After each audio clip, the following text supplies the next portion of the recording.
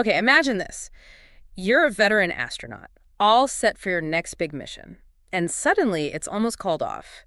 Not because of something in space, but because of how doctors in another country view your recovery from something like prostate cancer. Yeah, it really throws into sharp focus just how different the medical viewpoints can be, doesn't it? Between, say, NASA and the Russians. And that's exactly where we're jumping in today for this deep dive. Right.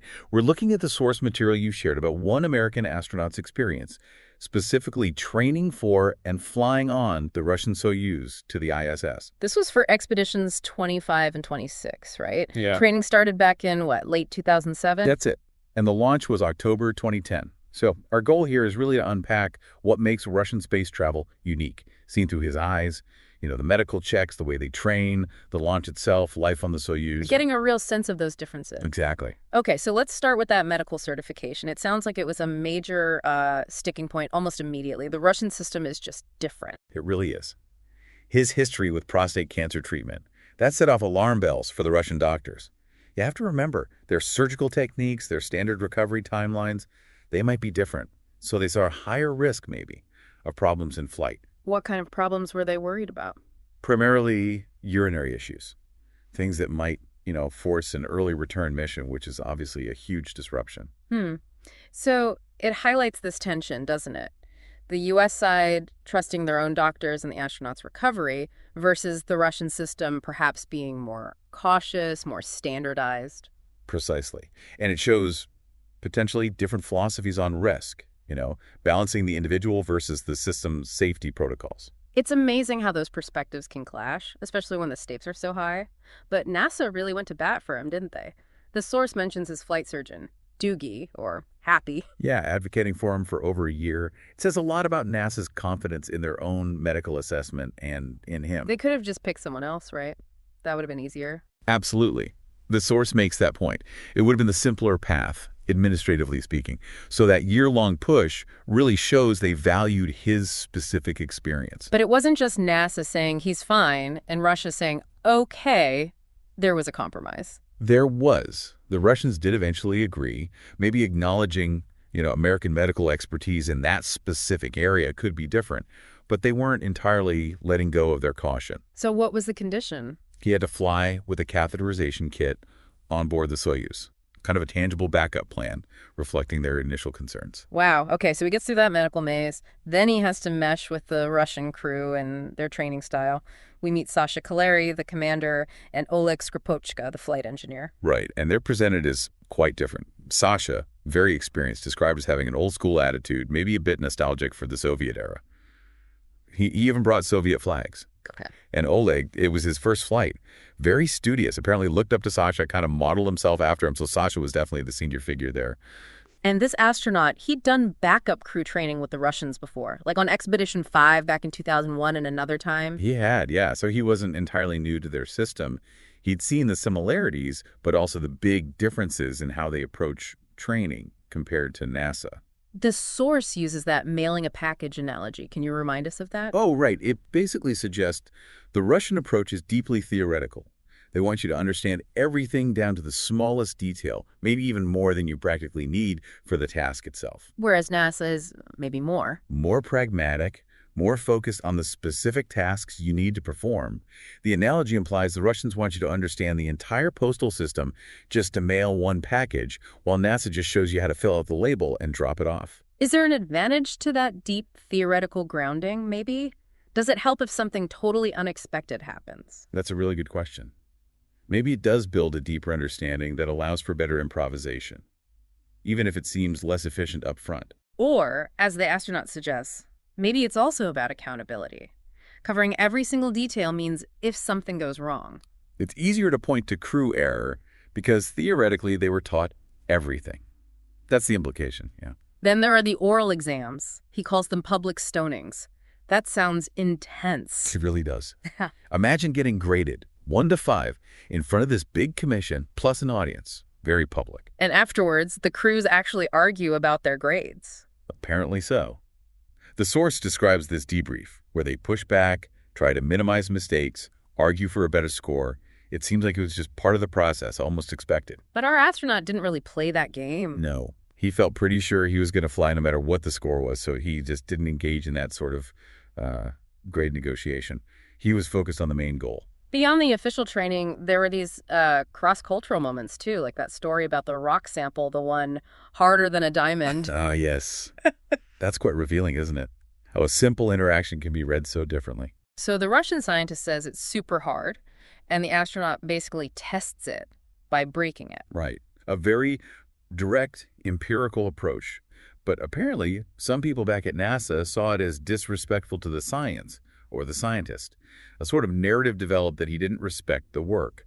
But he saw it differently. He did. He framed it as just applying the scientific method. He acknowledged he wasn't a trained scientist, but insisted he took his role in the experiments very seriously and had huge respect for science. It just shows how easily miscommunication can happen, or how different cultures might value, say, a theoretical claim versus practical test. Let's talk about the Soyuz seat liners. Getting fitted for those sounds like quite the process. Plaster molds and artisan technician? It does sound very hands-on, almost old-fashioned craftsmanship. The description of the technician carving the plaster is pretty vivid. And the pressure checks in the seat and the suit sounded uncomfortable. Yeah, the rationale given was that it prepares you for potential discomfort during flight or landing. A bit of a stoic philosophy, maybe. Like, endure this now, it'll make the real thing easier. Plus the vacuum chamber test for the suit. Right, building confidence in the gear. But the astronaut sort of implies some of these procedures felt maybe a bit more traditional or ceremonial than purely driven by engineering necessity. It all builds this picture of meticulous, maybe slightly intimidating preparation, but nothing quite prepared them for launch day itself. No kidding. Okay, so they traveled to Baikonur 2 weeks early. Usual pre-launch stuff, suiting up, leak checks, talking to family. Yeah. The tradition of peeing on the bus tire. Right, the Gagarin tradition. But then during the final countdown, an oxygen system malfunction. A loud squeal. Oxygen leaking into the cabin. That is terrifying, especially in a small capsule. Absolutely. The sequence is dramatic. The noise, realizing it's oxygen, Sasha, the commander, immediately trying to deal with the valve. And the astronaut calculates the oxygen level is climbing fast, heading towards 40%. Yeah, dangerously high. And his mind immediately jumps to Apollo 1. The pure oxygen environment, the fire, the hatch they couldn't open. And the Soyuz hatch also opens inward, right? Exactly. Yeah. So that parallel would have been chillingly immediate. He's worried about flammability, even if he doesn't say it out loud right then. Meanwhile, Sasha is struggling with the valve, hitting metal parts inside the capsule. Yeah, the description paints a picture of controlled chaos, urgency, the risk of a spark from metal hitting metal. It's incredibly tense. The astronaut keeping his specific flammability concern quiet at that moment probably speaks to managing the immediate crisis, not wanting to add panic. And then they get the word scrub, a launch scrub after they've strapped in, which is apparently super rare. Extremely rare. He notes it was the first time since 1969, but the story gets even crazier. How so? Because moments later, with just minutes left in the original countdown window, they're told to proceed with the standard Sokol suit leak checks. Wait, after the scrub call, with a known oxygen leak. Yes. And then, while they're scrambling to do that, the emergency escape system nearly activates, while Sasha is unstrapped, trying to deal with the original valve problem. That sounds unbelievably dangerous. It really does. A very, very close call. Suggests immense pressure to keep things moving, maybe a level of risk acceptance that seems surprising from the outside. And somehow, despite all that chaos, the scrub is reversed and they actually launch. They do. With less than 2 minutes left on the clock, they rushed the leak checks and went for it. Incredible. Just incredible pressure. So they make it to orbit. How was the Soyuz flight itself compared to the shuttle? Very different, according to him. Much smaller capsule, obviously. Less for the crew to actually do. It's more automated than the shuttle was. He calls it a cold tin can for the 2-day journey to the ISS. 2 days. Wow. Yeah, and it sounds pretty basic. Cramped habitation module, condensation on the walls. Your sense of time gets all messed up because you see sunrises and sunsets constantly. And apparently, not much of a view of Earth because the Soyuz spins. So kind of boring and uncomfortable. Sounds like it. He mentions being bored and just wanting to get to the station. And for his wife, Amiko, watching the launch, this was the first time watching him launch, right? Even though she'd seen shuttle launches before, like his brothers. Exactly. And the source says it hit her differently. She was unexpectedly emotional, crying.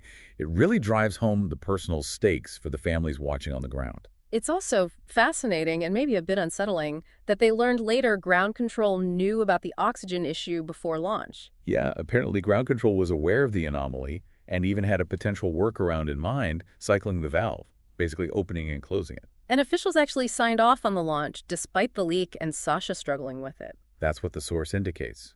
Signed a paper to proceed. It really raises questions about how risk was being assessed and communicated between the ground and the crew in those final critical moments. Okay, so after all that drama, finally getting to the ISS must have felt amazing. Oh, absolutely. He describes a real sense of elation. Yep. This was the culmination of a decade-long effort for him, finally starting his long-duration mission on Expedition 25. And who was already up there? Doug Wheelock, Shannon Walker, Fyodor Yurchikhin. That's the crew he joined. Doug Wheelock was the commander then, described as having a hands-off leadership style. Shannon Walker, highly capable, really understood what he calls expeditionary behavior, the mindset for long flights. And Fyodor Yurchikhin, an enthusiastic photographer, maybe worked at a different pace sometimes. He also talks about the difference between just visiting space on the shuttle versus living there long term. Right. You settle in, your body adapts better, sleep improves, digestion gets more normal, get used to moving with minimal effort. It becomes home in a strange way. And they got straight to work, fixing the Saboteur system for water production. Yep. And he highlights Shannon Walker's help there, getting tools, parts, offering encouragement, just showing that teamwork is crucial for tackling those technical problems up there. Then after Thanksgiving, the first crew rotates out and he becomes ISS commander. Correct. Doug, Shannon, and Fyodor depart. And a new crew arrives. Caddy Coleman, Paolo Nespoli, and Dima Kondrachev. And this is where some crew friction starts to show up, particularly with Dima and Sasha. Yeah, apparently Dima and Sasha had some history from previous training, some conflict over who should command the ISS back then. The astronaut describes witnessing this strained relationship firsthand. That sounds potentially serious in such a confined space. It really underscores how vital crew harmony is. Tensions and poor communication aren't just awkward, they can be a safety issue when you're relying on each other completely. Then there was that unusual incident with the Quran. Press reports claimed Sasha brought one gifted by Iran. Right, and apparently that report got NASA management's attention back on Earth. Given the geopolitical context, they were concerned. Even though the astronaut initially felt personal items were, well, personal. His first instinct was that it wasn't really NASA's business what personal items crew members brought, but he got a direct instruction from the ISS program manager to ask Sasha about it. How did he handle that? Must have been awkward. He decided on a private conversation. Took Sasha aside in the Russian air log, explained he'd been asked to inquire. And Sasha's reaction? Agreeable, apparently, but very firm. His response was essentially, "That's none of your business." Polite, but clear. And the astronaut relayed that back. He did. Oh. Told management Sasha's response. And that basically ended the matter. A potentially tricky cultural and personal issue handled quietly. Okay, so things are moving along, and then, January 8th, 2011, the news from Tucson. Just devastating. Yeah, the timing is so stark in his account. He's literally fixing the station's toilet, a mundane task, when the news starts to filter through about the shooting, and that his sister-in-law, Congresswoman Gabby Giffords, was among those shot. Getting that kind of news in space? Hard to even imagine. Completely surreal. He mentions the TV signal being cut, then getting a private call from Peggy Whitson, the chief astronaut at the time, breaking the news. Limited information at first, just shock. He asked for all the news, right? No matter how bad. He did. He needed to know everything. Then he had to tell his crewmates, Caddy, Paolo, the cosmonauts. He talks about Gabby, her dedication as a congresswoman. And then calling his twin brother, Mark. Yeah, Mark was already packing to go to Tucson. Initial disbelief. Then, Mission Control relays an Associated Press report saying Gabby had died. Oh, God. That must have been unbearable. He tries calling Mark again, but Mark's already on a private jet, arranged by a friend, Tillman Fertitta, heading to Tucson with their mom and daughters. But Fertitta had different information. Unbelievably, yes. Fertitta insisted Gabby wasn't dead, based on the timing of her surgery. He knew she was still in the operating room when the death reports went out. So this agonizing wait. Just imagine. Yeah. Waiting for confirmation. Finally, Mark calls from the hospital. Gabby is alive. The reports were wrong. She was critically injured, but alive. The relief must have been immense, but also the realization of the long road ahead for her recovery. Exactly. He mentions making lots of calls to family, friends, and also learning about the other victims, like the young girl, Christina Taylor Greene. There was even a planned call with Vladimir Putin. Yes, a scheduled video conference. Putin apparently expressed his support. President Obama announced a national day of mourning, and the astronaut planned to observe a moment of silence from the ISS. That's a huge weight. The first public statement from the family, delivered from orbit? He felt that responsibility keenly. He even checked with his wife, Amiko, about how long the silence should be, wanting to get it right. And his statement from the cupola module. Very moving. Looking down at Earth, reflecting on the tragedy, the need for us all to do better. Then, after that profound moment, trying to return to the routine of the space station, even though everything had changed back on Earth. And amid all this personal turmoil, Mark's shuttle mission, STS-134, was still scheduled to fly relatively soon after the shooting. Yeah, adding another layer of complexity. Yeah. Gabby's recovery was stable, but obviously incredibly demanding. Mark was facing this huge internal conflict. Stay and care for Gabby or fly his final mission. Exactly. He was her primary caregiver now. His responsibilities had fundamentally shifted. But Gabby, remarkably, insisted he should fly. She didn't want the shooting to take away his last chance to command a shuttle mission. The astronaut notes the irony, right? That it was Gabby, the public servant, not Mark, the test pilot and astronaut, who faced a life-threatening event because of her job. It's a very poignant observation on the unpredictable nature of risk. Then, Space Shuttle Discovery arrives for its final flight, STS-133. That must have been emotional, seeing Discovery docked at the ISS. Definitely. Especially since Discovery was the shuttle he flew on for his very first mission. He talks about seeing the visiting shuttle crew moving differently, faster, less adapted than the long-duration residents. And he went over to visit Discovery. He did. Went onto the flight deck, even sat in the pilot seat for a moment. A real full-circle moment, reflecting on how much he'd learned and experienced since that first flight. A lot of nostalgia. There's also a mention of a spacewalk involving a Japanese payload, something called message in a bottle.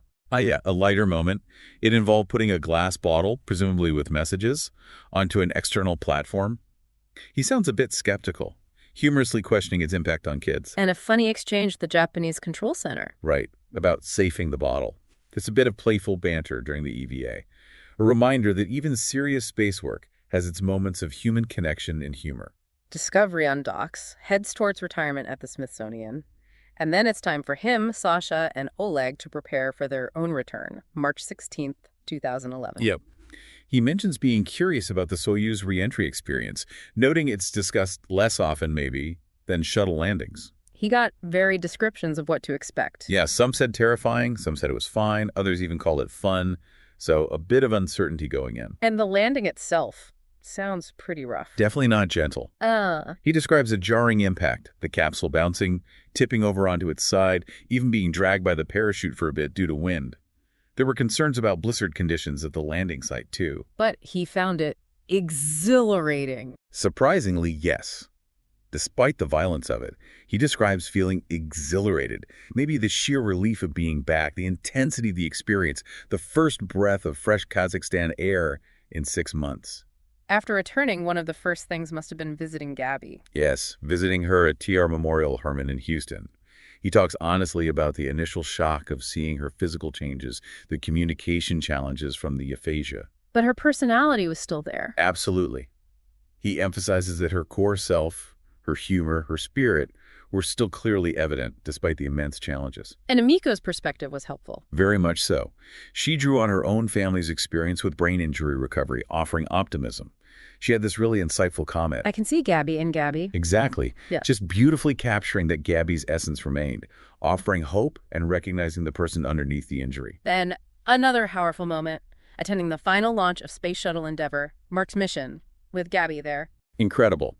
Just a few months after the shooting, witnessing a shuttle launch is always intense, but doing it with Gabby, seeing Mark command that final flight, it must have been overwhelmingly emotional. Her being there was a huge testament to her resilience. Absolutely. A remarkable achievement and a symbol of her determination. The end of the shuttle era brought sadness, obviously. But then NASA starts looking ahead, hearing about Russian plans for a year-long mission. Right. And NASA decides they need to do one too, to gather crucial data for future long-duration exploration, like Mars missions. But the astronaut was initially hesitant about signing up for a whole year. Understandably so. He knew how long 6 months felt, the toll it takes, the potential impact on family, especially after what they'd just been through. But the challenge ultimately appealed to him. It seems so. The unique opportunity, the scientific importance. He decided to go for it. The short list came down to him and Jeff Williams, another very experienced astronaut. It's interesting he was also interested in the chief astronaut job around that time. Yeah, he mentions expressing that preference, maybe seeing a leadership role as his next step. But the agency assigned him to the year-long flight instead. And then another hurdle. He was initially medically disqualified. Yes, because of some eye issues that had developed on his previous long flight, a known issue for some astronauts. But Amico questioned the decision again. She did, pointed out very logically that if the whole point of the mission was to study the effects of long-duration flight, shouldn't they select someone who had already shown some of those effects to see how they progressed over a full year? That makes a lot of sense. It really does. Her questioning prompted him to review his own medical records, present his case to management, and they reversed the disqualification. And then came the unexpected bonus, the twins study. Just pure serendipity. Realizing they had an identical twin brother, Mark, on the ground, created this unprecedented opportunity for comparative research, studying the genetic physiological changes over a year in space versus a genetically identical control on Earth. It turned a unique mission into a scientifically revolutionary one. Absolutely. That twin connection was just scientifically invaluable. So the mission gets officially announced in November 2012. Him and Russian cosmonaut Misha Kornienko as the crew. The reality of a year-off planet must have really started to hit home then. For sure. As the launch got closer, he mentions being invited to the 2015 State of the Union address, where President Obama mentioned the mission. Obama told him to Instagram it, right? He did, a nice light moment showing the mission's visibility. He also notes the bipartisan support for NASA in the room. And he got some advice from Alan Gross, who'd been held captive in Cuba. Yeah, simple but profound advice for a long confinement. Count the days up, not down. Focus on what you've accomplished, not just how long is left. A valuable mental strategy for nearly 340 days in space. Definitely. So wrapping this up, we've really covered a lot. The stark U.S.-Russia differences, the personal challenges, medical, launch emergencies, family tragedy, the triumphs, the way spaceflight just intersects with life in unexpected ways. Exactly. We've seen incredible resilience, the adaptability needed not just for space, but for navigating different cultures and intense personal events. And how these individual stories really illuminate the bigger picture of space exploration and international cooperation. It makes you appreciate the immense dedication involved, doesn't it? From the astronauts, their families, the ground teams, everyone. It truly does. Which leads us to a final thought for you, the listener. Considering these different national approaches, the personal costs, the political undercurrents we sometimes see, what does the future of international collaboration in space genuinely hold? And how will these deeply personal stories continue to shape and perhaps redefine